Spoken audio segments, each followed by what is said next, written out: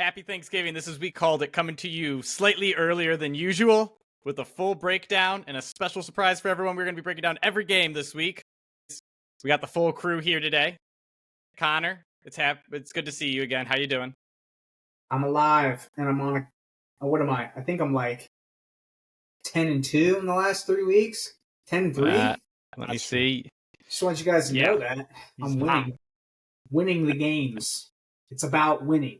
Okay, it's Unlike not about Justin practice. Herbert. It's about the games. When you add up all those inches, it's about living and dying. I've seen Any Given Sunday. Winning.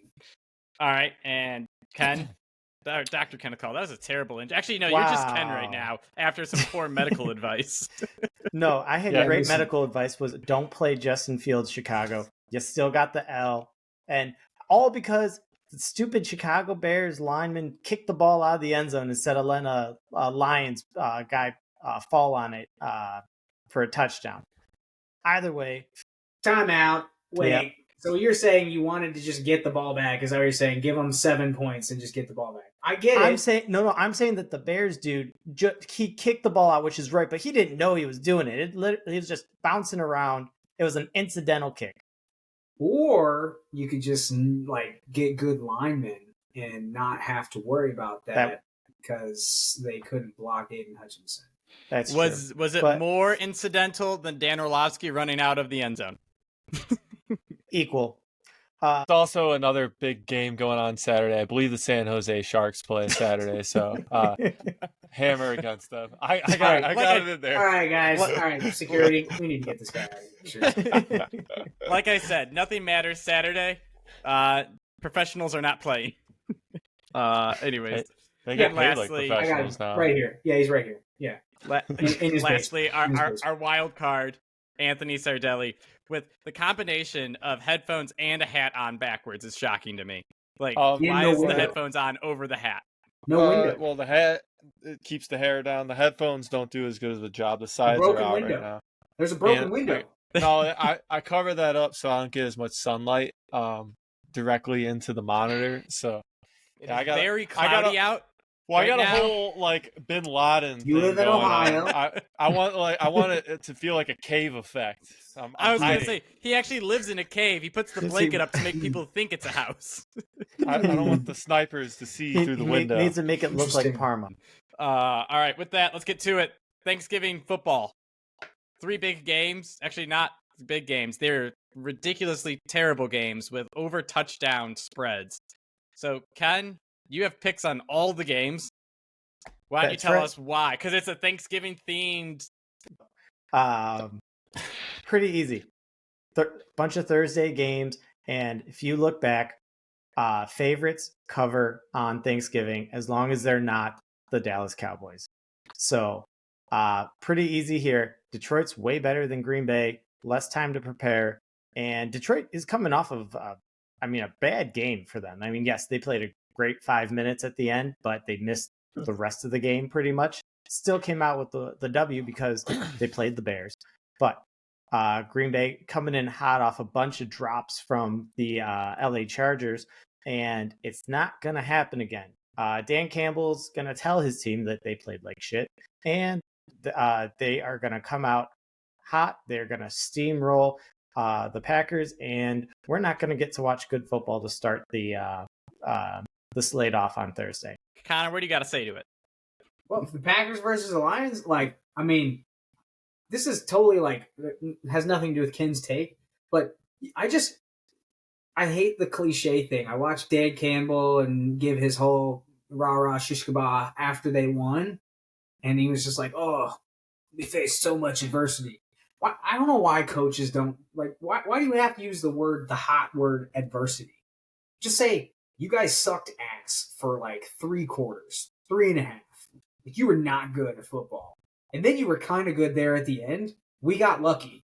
Instead, everyone was like, man, we just faced adversity, and man, we're trying to be inspirational, and you guys are great. I love you guys. Just want to cry. He did cry. He has cried before. I've seen him. But he cries this a lot. is totally just my 2 cents on anytime anybody uses the word adversity in football. Adversity means you sucked. Don't suck. And we had one I thought rule on JV high adversity school was football. an old wooden ship used in the Civil War era. I was about That's to what I'm say. saying. Like, I never played JV football, but the one rule on JV football was our JV head coach said, we have 2 rules. Don't suck and don't embarrass me. And it was like, oh, okay. I feel bad for these guys because I'm on I'm varsity. so much better than them, and I'm Connor Lucas. Yeah, whatever. Let's throw it in one Anyways. more time. I did not play JV football. Anyways, Continue. yeah, the Packers suck. Lions rock. I'm getting sick of the Packers playing competitive games against crap teams. The Steelers and the Chargers the last 2 weeks, they need to be put back in their place.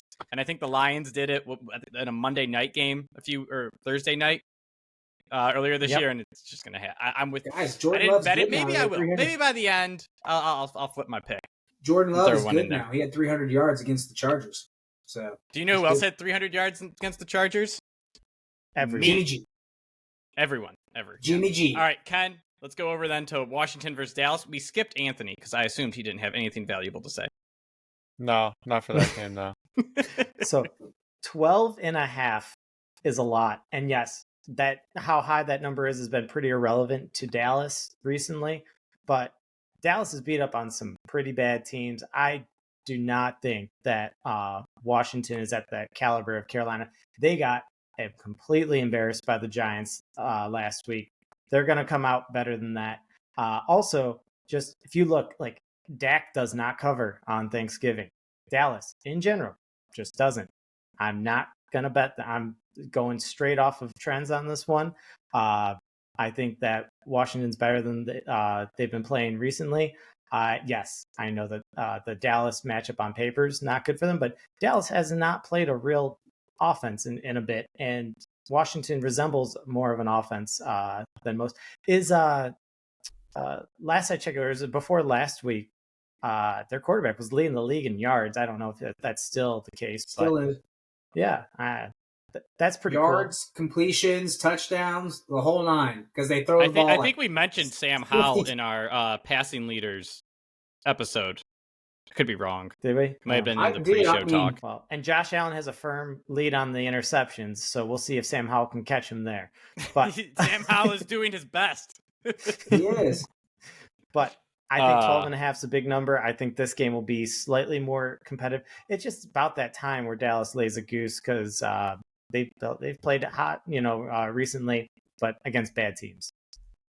My only problem with this game is Dallas excels at pressuring the quarterback and turnovers, and Sam Howell is excellent at getting pressured and throwing to the other team. So it's kind of a very poor matchup. Sam Winston, baby. Let's just roll with him.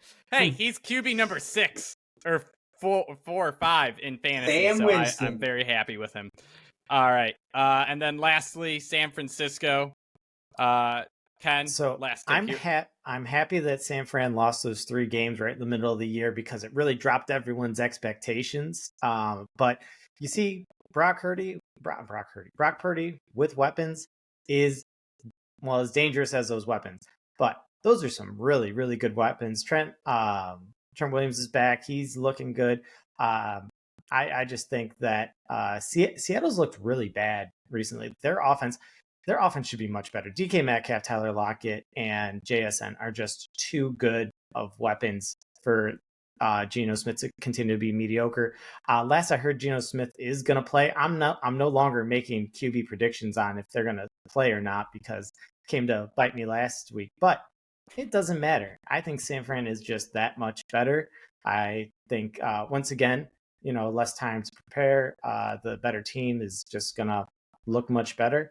And going back to trends, favorites cover on Thanksgiving, and I'm sticking to it. Yeah, and they got the San Fran or the Ohio State brothers rushing the passer now. Yeah. So, Can I just say something here, Tony, before you get in here? Like let me just set something straight here. I'm tired of hearing about this whole Brock Purdy's not good thing. Okay, everyone's kind of like, is he good? Is he not? Okay, we need to stop changing the narrative. The question is he good or is he not? Is he a franchise quarterback? In that system, the answer is unequivocally yes. If he's paired with Kyle Shanahan, yes. Okay? You can have him as a franchise quarterback. You can also be correct in saying you always have to have weapons around him. Period. Both of those can be true. And San Francisco has shown that they will continue to buy in and basically hemorrhage their future to put elite guys around him. Somehow they just signed Bosa, and the front seven of their defense is unbelievable. Sorry, not Bosa, Chase Young with Bosa. They've also put themselves in position with cap space next year by doing some funny accounting. I don't know if it's funny accounting. They're doing the rules. But again, they're putting themselves in position to keep him being elite. This whole idea that he's not good at quarterback, and because now we're saying, oh, well, no, we're saying he's good, but he's not an MVP. Fine. Answer the first question. Move on to the next one. Is he MVP? No. Do you take him and put him somewhere else? Does he become MVP? No. But the answer of him being good or bad has been answered. He is good. It doesn't matter what offense you're in. You still have to make the throws, make the decisions, read the defense, and throw on time. All of those things have to happen and not throw to the other team. I'm not saying if he goes somewhere else and has to be more successful or less successful, but I'm telling you, can he be a franchise quarterback? Yes. But other things also have to happen to be in place. Anyways, Tony, I know that's what you were about to say, so go ahead. So just one more interruption before Anthony. Just want to remind everyone, Kirk Cousins is in the league. Kirk Cousins has made hundreds of millions of dollars doing literally what Connor just said. Yeah. He got famous in the Kyle Shanahan system, and it hasn't bitten him in the butt since. Anyways, Anthony, now real quick before Anthony gets Matt Ryan. Connor, Matt Ryan. Real quick. Who goes further, Jimmy G or Brock Purdy? If Brock Purdy was for Vegas, starting for Vegas this year, who goes further? I'm not. I would say I would. There's another caveat in there that I said has to be tied to Purdy, which is Shanahan, and that would mean that if Purdy goes there, McDaniels will literally be turned into McDonald's and just straight up like have him at McDonald's by basically noon. So. Yeah, I get it. I would say everyone says, oh, he's just a Jimmy G clone. I would say he's a better version. His best games have been better than Jimmy G's best games in Shanahan's offense. He just had 2 perfect QBR games. I know Phil hates that stat, blah, blah, blah, whatever. I get it. Fine. It's a great stat. I agree. But Jimmy G didn't have that. And then Jimmy G, for some reason, was McDaniels' boy. And McDaniels ruined him. So I would say not a fair question because McDaniels is on the other end. But if you send him to Miami, he'll do the same thing. If you send him to pick somewhere else that's not as bad. Okay, let's pick somewhere in between. I think you send him to Jacksonville, he's just as successful as Trevor Lawrence. Denver. That's my bet. I will say also QBR, not useful. Quarterback rating, which is what's been perfect for Purdy is important. Now, Anthony, Tony, do you have any opinions on this game? Let it rip, baby. Yeah, 7.5 is not enough points for Seattle. Kenneth Walker is going to be out, and Geno Smith coming off an injury, short week. The run games just look bad in Seattle, and if they have any chance of staying in that game, they got to be able to run the ball. They won't be able to. Charbonnet's good, but he's not Kenneth Walker. Kenneth Walker he started to look like Kenneth Walker a little bit the last couple of weeks, but he's kind of, hasn't been getting going. And yeah, I think this line should have been like 13.5. Maybe it does move, but yeah, San Fran has covered the last couple of weeks, and I'm riding with San Fran on Thanksgiving Day. That was a great take. Short. I wish we would have got to it sooner. There was a lot of good information, but that was really good. Great job. Because you had some douche canoe in a hat, and his name was Ken. That's what it was. Ken, there are 3 people with hats right now. All right, moving on. Friday football. I think this is the first Black Friday game ever, and we get the wonderful Tim Boyle against Tua and Connor. You're saying Miami? That wasn't Miami last week. Coming out with the close win. Now they're going to come out and beat the snot out of the Jets. I know you like stats, Phil. Whose quarterback was in total, in 3 years of starting in football, had 1,237 yards, and his team's record was wait for it, 3-9, 2-10, and 6-7. And he is now playing in the NFL, and his name is not Zach Wilson. Who would that be? I'm going to go with Timothy Boyle. Tim Boyle. Tim Boyle, man. That's who's starting for the New York Jets. So the Jets have all of a sudden reached a new low. I'm not sure they get much better. I don't know if they do. And so if you had to take, and I get it, I have been burned by Miami here. 9.5 might be my largest spread I've ever taken. But, oh my goodness. Like, how can you possibly say, yeah, man, Trevor Siemian, a guy who has won in the league? Let's start the guy who literally hasn't won games since his high school career. Let's start with that guy. So, I just think that if everyone is relatively healthy, Miami minus a Chan, come on, don't do this. Mark my words. If they don't cover this, I'm not betting Miami the rest of the year. I'm just not. Sorry, I won't touch any game. I won't bet the spread on Miami in any game. Ken, you also have a non-Sunday pick for this. You have Miami. Why are you taking Miami? Same thing.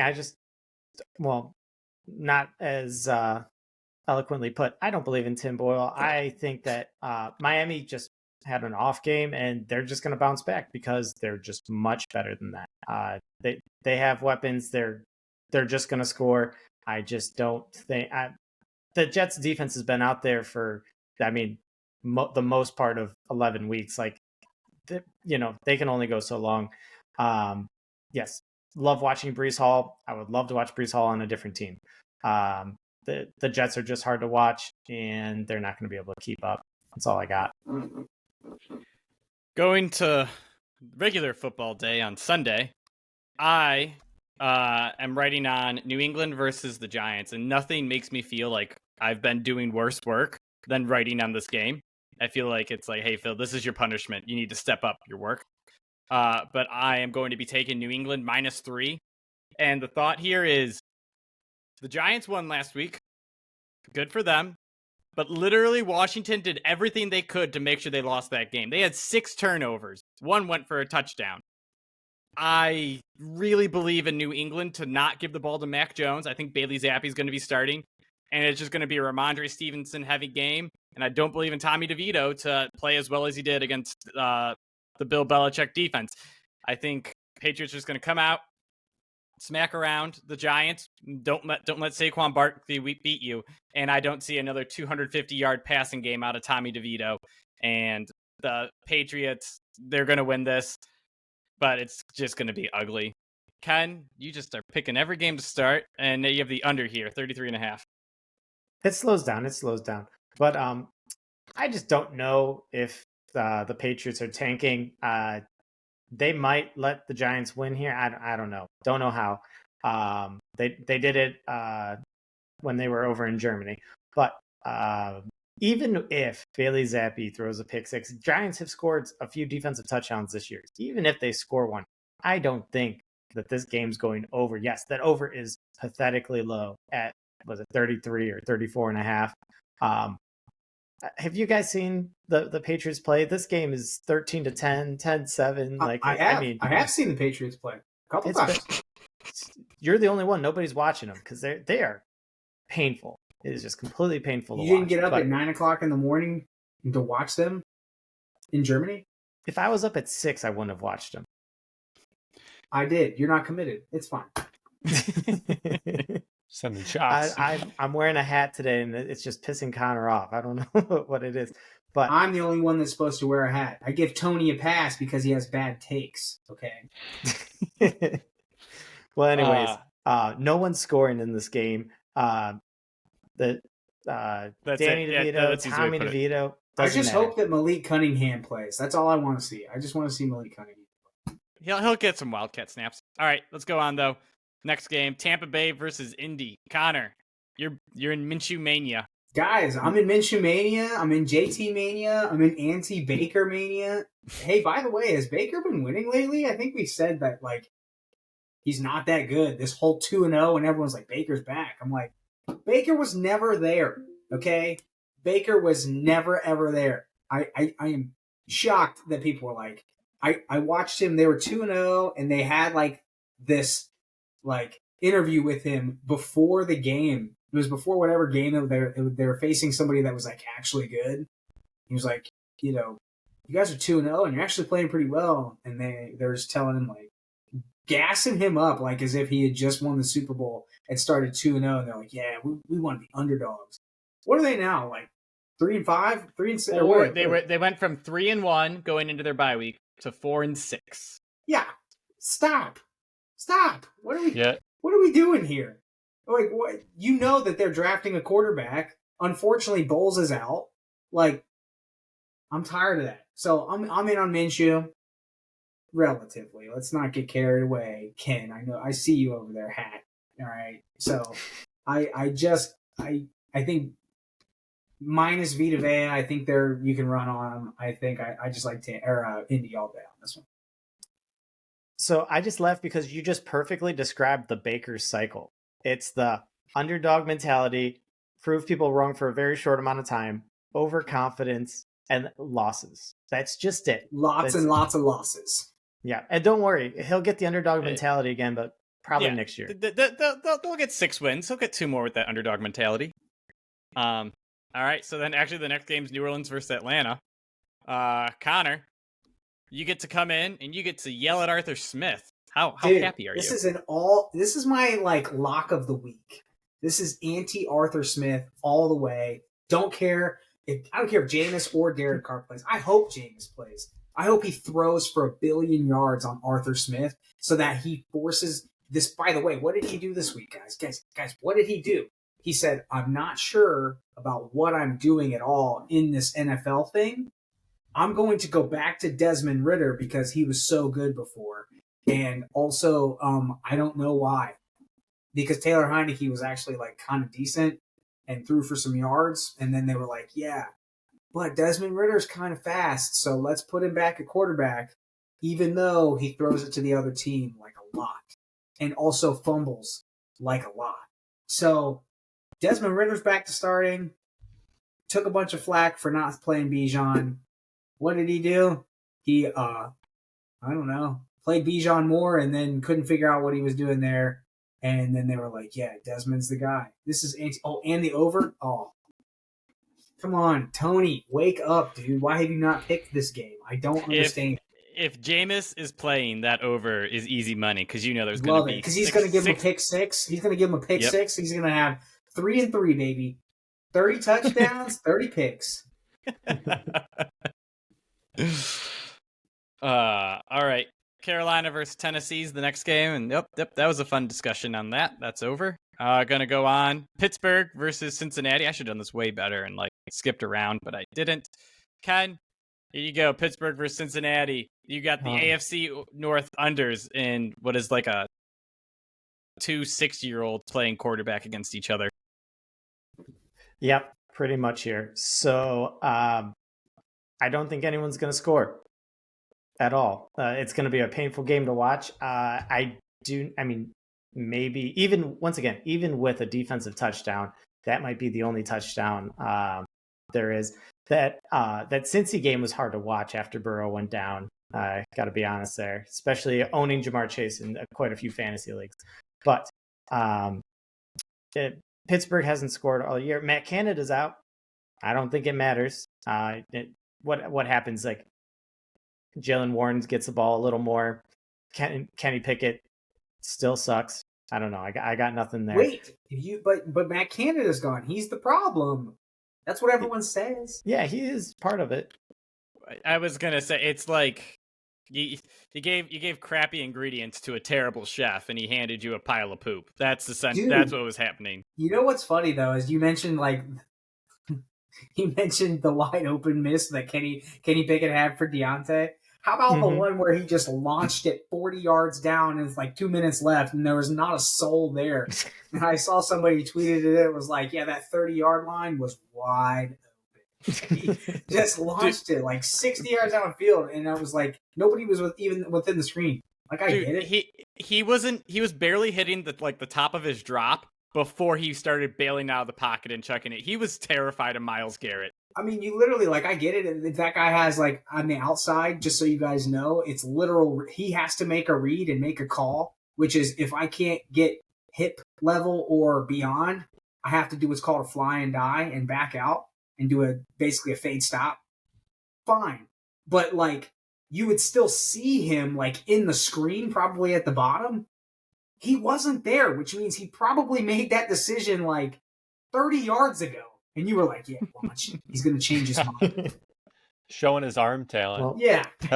Auditioning for next year. America's Got Talent. America's Got Talent. Kenny Pickett. He's auditioning for Napoleon Dynamite, too. I could throw a football over quarter mile over the mountains over there. But so Zach Taylor, you guys know he's going to play ultra conservative with a quarterback that's not going to. They just be like, hey, don't turn the ball over. And you know what? They have a really good chance to win if they just don't turn the ball over. So slow game, boring game, low score.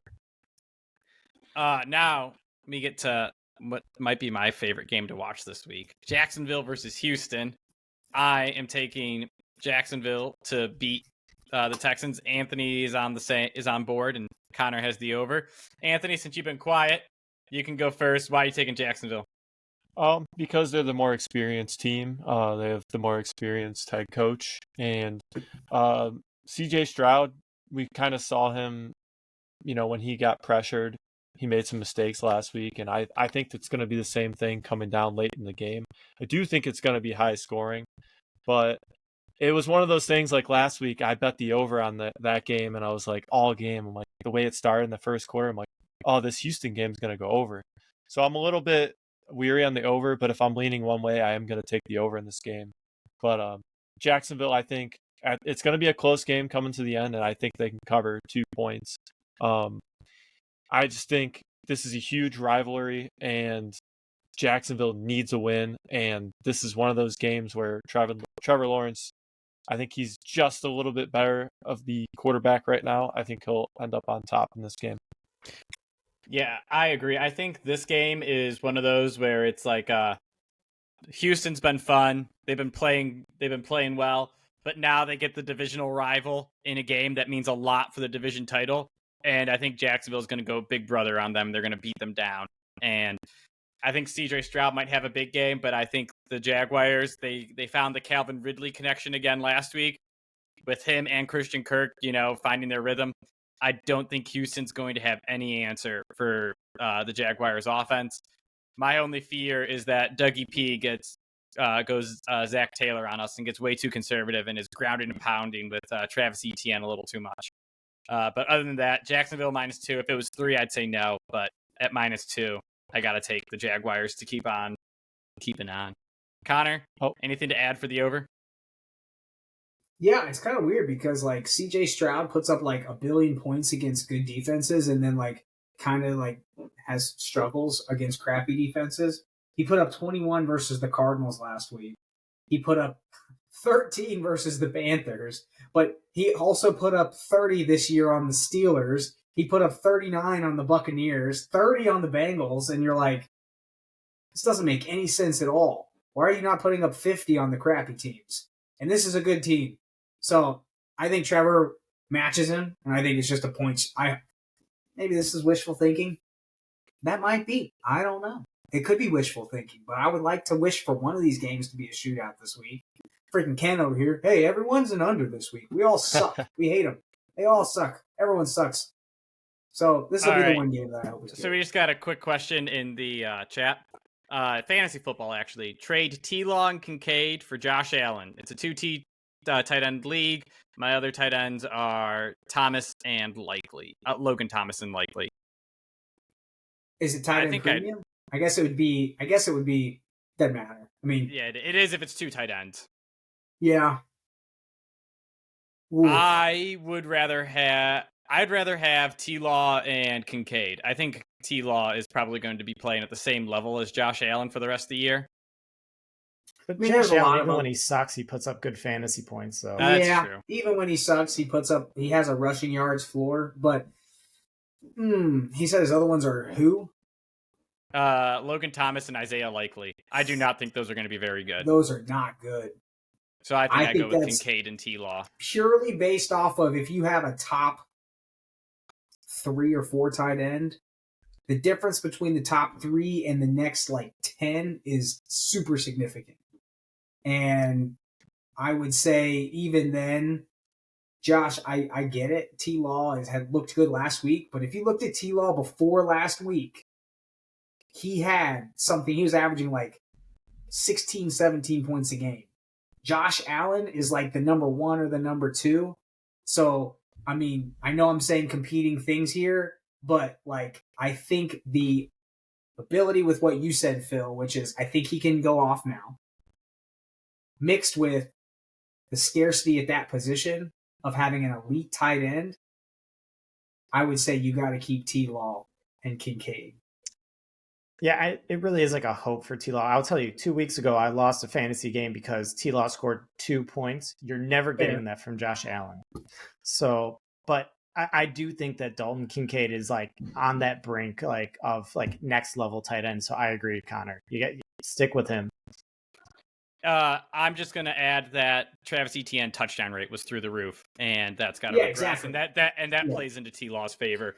He also threw in that it's a 2 QB league. His other QB is Purdy, so it's Purdy and T-Law or Purdy and Allen. I'm good with Purdy and T-Law and Dalton Kincaid. Staying away from Josh Allen because I'm so scared of him. I know. All right, let's go on then. Less chance for injury too. We have Rams versus Arizona. Me and Anthony, again, I think we have like mostly the same picks this week. That's not great for me. Good for him. Hey, I went 4-2 last week. Speak for yourself. I went 4-2 too, I think, or 3-5. Anyways, so 4-2. Yeah, that's a big difference. Yeah, that's a huge difference. Don't brush that under the rug. Yeah, I went 4-2, but actually 3-5. Okay. Oh no! I'm sorry. 4-2 or 3-2. I can't remember how many games I picked. It was definitely positive. Fine, Phil. Rams versus Arizona. We both have the over. Why do you have it? Just high-powered offense. I think it's going to be a shootout. Both teams kind of stink defensively. I think the Rams have a little bit better of a defense, but their secondary is weak. And Kyler Murray, I don't know what the heck happened last week. He should have balled out, but he didn't.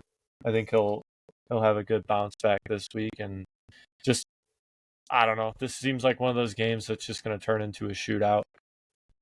I'm with you. I think the Rams looked a little rough last week, but I think they get back to Matt Stafford tearing it up. I think Kyler Murray was getting some rust off. He looked good and mobile, but I mean, he had been back for like a week or 2 weeks, and another week in the system's always good. Lastly, the Rams have 1 or 2 good defensive players. It's their linebacker and Aaron Donald, and that is the opposite. That doesn't stop Kyler Murray from moving around and chucking it deep. So I think these teams are just going to keep scoring on each other. So yeah, both got the over. Next up, Cleveland versus Denver. Ken and I are taking Cleveland plus 1.5, and Ken has the under also. Ken, why do you have Cleveland plus 1.5? Just because Denver cannot stop the run, and that's the only thing that the Browns can do at this point. I think that just once again, the best group out there is going to be the Browns defense, and I think it's so much better than the Broncos offense. So, and the Browns taking Cleveland offense too. as well. You guys convinced me already. I don't know how I missed this one. There you go. But they've looked pretty good actually running the ball. It's going to be a slow game. It's going to be, Denver. Russ Wilson is in the pure like don't make mistakes point of his career. I mean, he's throwing, these really low average depth of targets. Like they're running. Javonte Williams looks good, but this Browns defense is not. They have been a little prone to give up like one big play. Each game, but like at the same time, they are going to shut down this Broncos offense. I just need the Browns field goal kicker to kick more field goals than the Broncos, who's at Will Lutz or whatever. So I mean, this fantasy related, huh? Yeah, it might be 9-6. You guys like all from Cleveland? You guys are like all from Cleveland, right? So you guys watch the Browns a couple of times? Just every now and then. That's right. It's probably good to note that. All right. Yeah. Well, why do you have it, Mr. I'm not from Cleveland? That's because I also think that the defense for Denver is like middling at best. And I will say that they have not run against the Browns' offensive line. And I do think that DTR can do just enough to cover a 1.5. Like, this is kind of a toss-up game.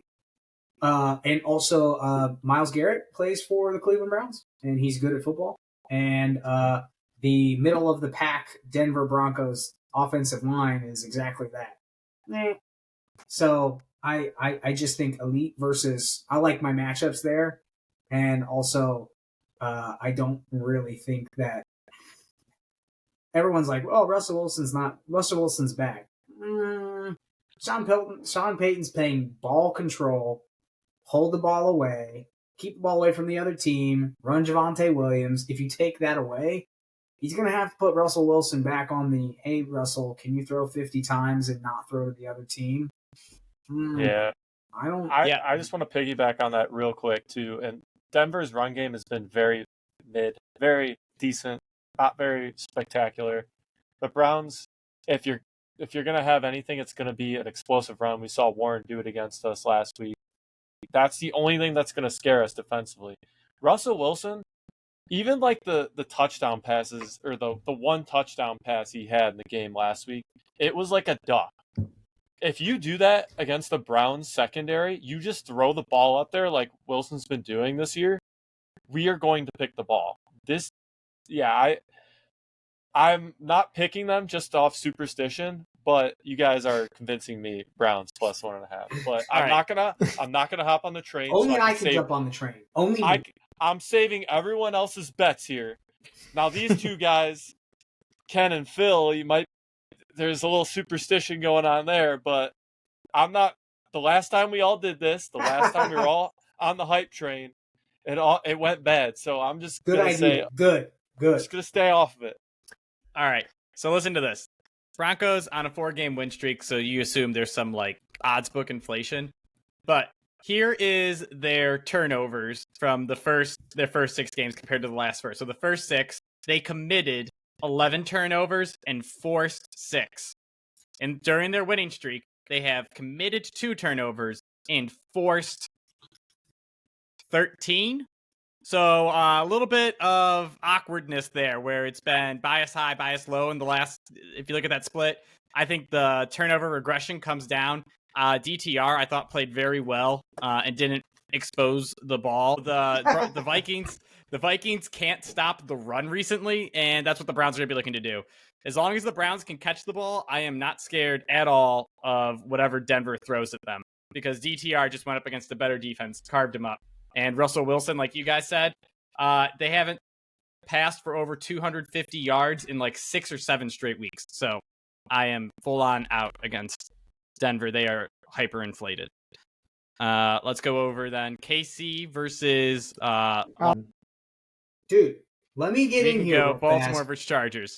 Listen, we're skipping to Baltimore versus Chargers because I need to talk. Oh no! Because I also have to go get my Thanksgiving stuff done. I have to do errands, but we can cut that later. Anyways, all right. So I'm biased because I really want Brandon Staley to be in the league because he was a defensive coordinator when I was at Otterbein. Played against him. Offered you a job. Offered me and said, hey, I want you to come play for me, but not for me because I coach the defense and it would just be for John Carroll, and I also want you to play wide receiver for us.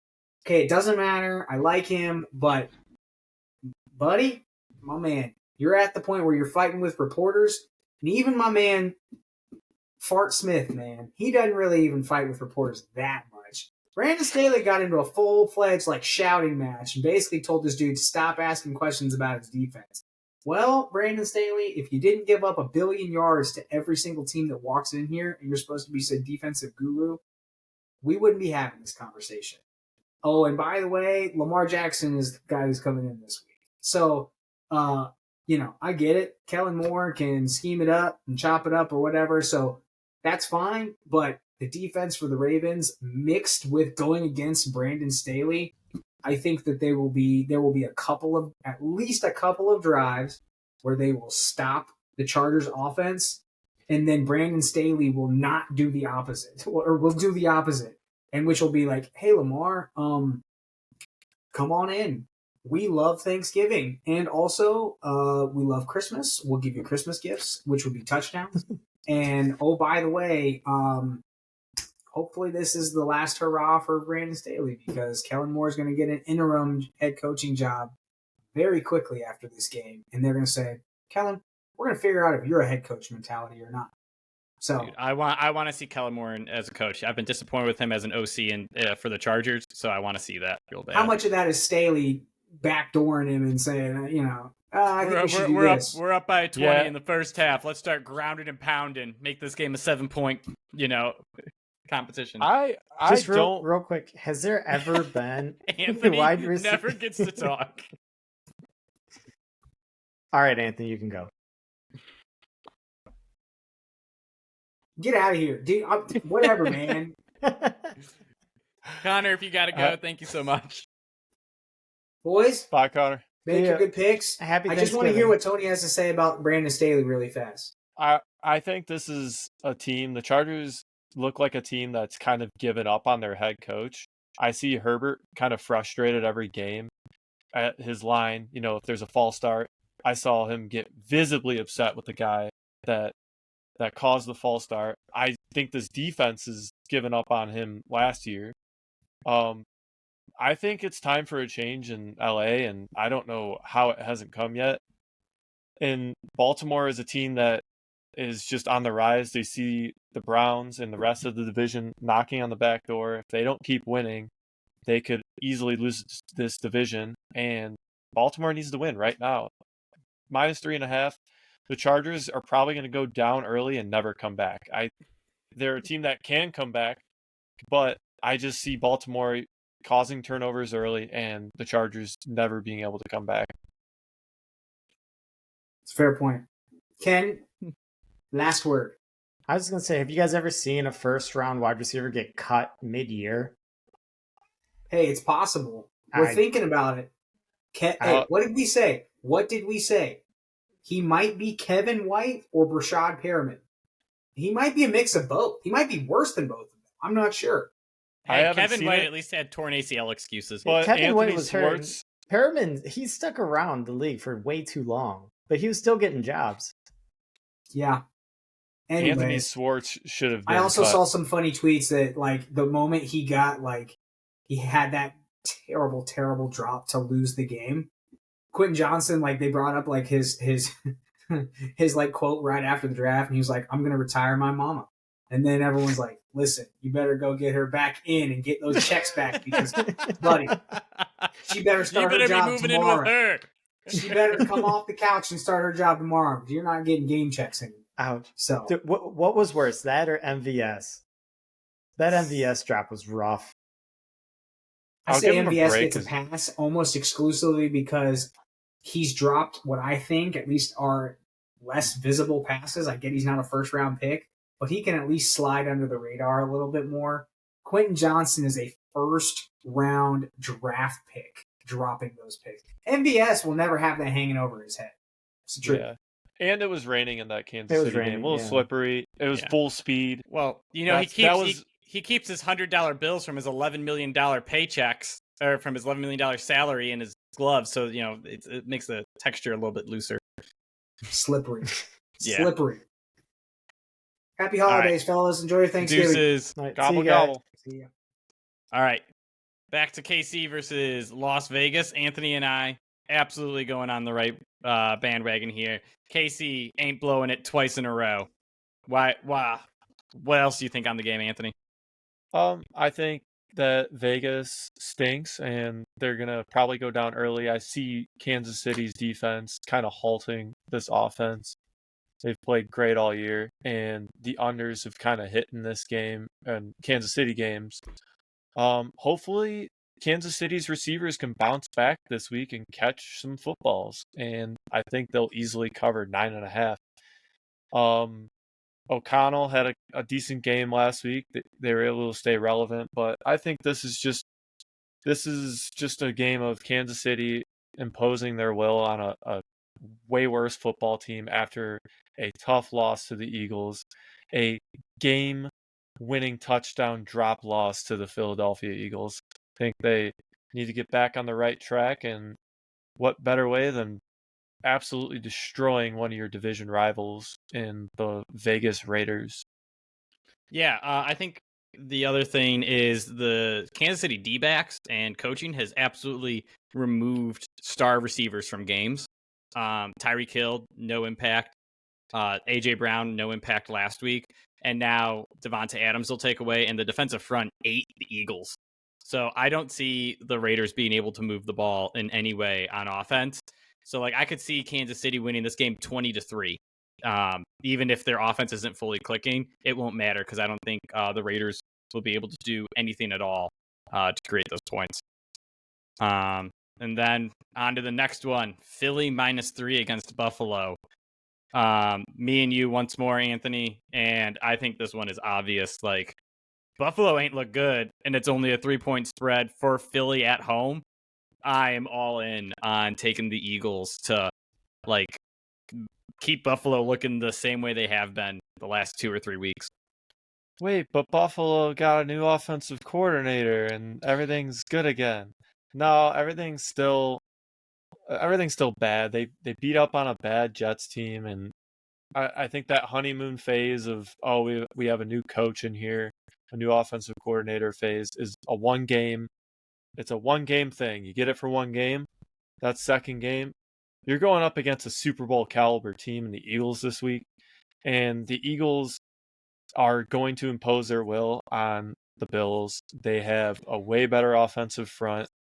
They just have a way better skill group. AJ Brown is not going to have another week like they did last week.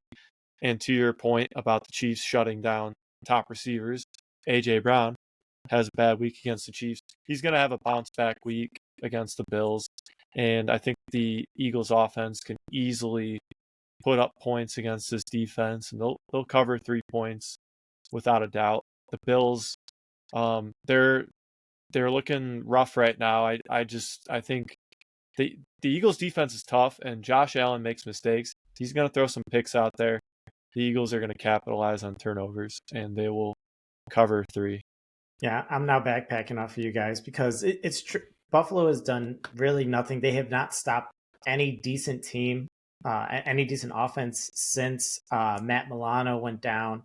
They had another big injury. I think it was a cornerback as well. But like, I mean, the Eagles run the ball super well. They're going to control this game.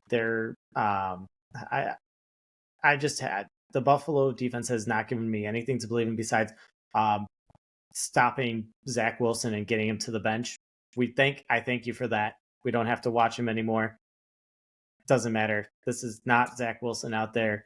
And unfortunately, at this point in the year, these teams are in whole different leagues.